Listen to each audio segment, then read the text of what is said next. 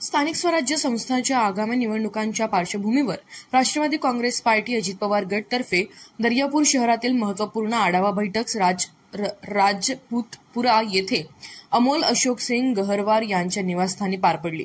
या बैठकीस राष्ट्रवादी काँग्रेस पार्टीचे महासचिव तथा संघटक विधान परिषद आमदार संजीव भाऊ खोडके, जिल्हाध्यक्ष संतोष महात्मे, इतर पदाधिकारी व कार्यकर्ते मोठ्या संख्येने उपस्थित होते।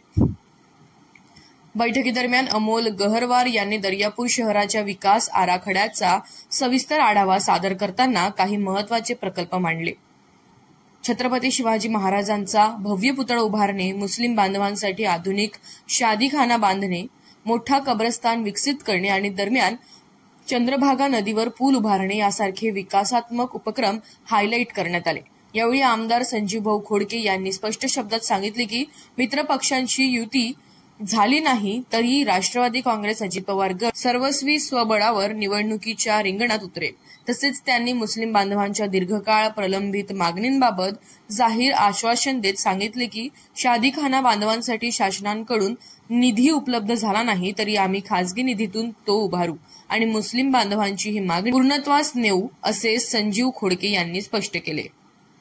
महानगर जिल्हा परिषद नगर परिषदाचा दर्यापूर तालुक्याचा आणि शहराचा आढावा घेण्यासाठी स्थानिक स्वराज्य संस्थेच्या ज्या निवडणुका आहेत त्या संदर्भात त्यांची इच्छा आहे की आपण इथे थोडंसं सामंजस्यानं आपण गेलो पाहिजे।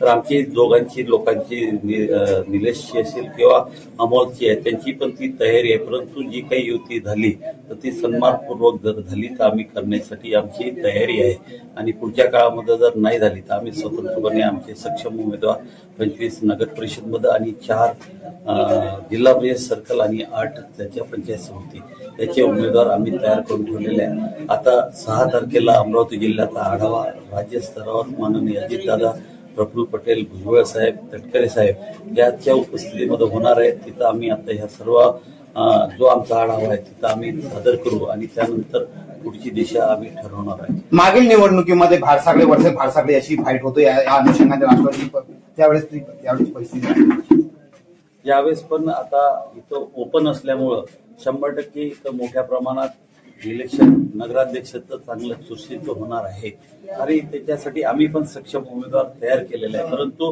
पुढच्या काळामध्ये जर काही चर्चा होऊन त्याच्यातला मार्ग जर निघत असला तर तोही काढायची आमची तयारी आहे। दादा, युती झाली तर सगळ्यात महत्वाचा अध्यक्ष हा कोणाचा राहील हा सगळ्यात मोठा प्रश्न संपूर्ण दर्यापूर शहरामध्ये नगरीमध्ये चालू आहे। युती जर झाली तर ते आम्ही तेच सांगून राहिलो की आम्ही मेरिटवर जो उमेदवार आहे त्यांच्या जवळचे उमेदवार आणि आमच्या जवळचे उमेदवार त्याच्यातलं एक चांगल्या पद्धतीचा सर्वे करून ज्याचा सर्वे चांगला येईल तो जर समजा भारतीय जनता पार्टीच्या उमेदवाराचा सर्वे चांगला आला तर त्यांना तिकीट द्यायची, आमच्या उमेदवाराचा सर्वे चांगला आला तर आम्हाला उमेदवारी द्यायची। 25 मध्ये वाटप जे आहे ते व्यवस्थित समंजसपणे करायचं।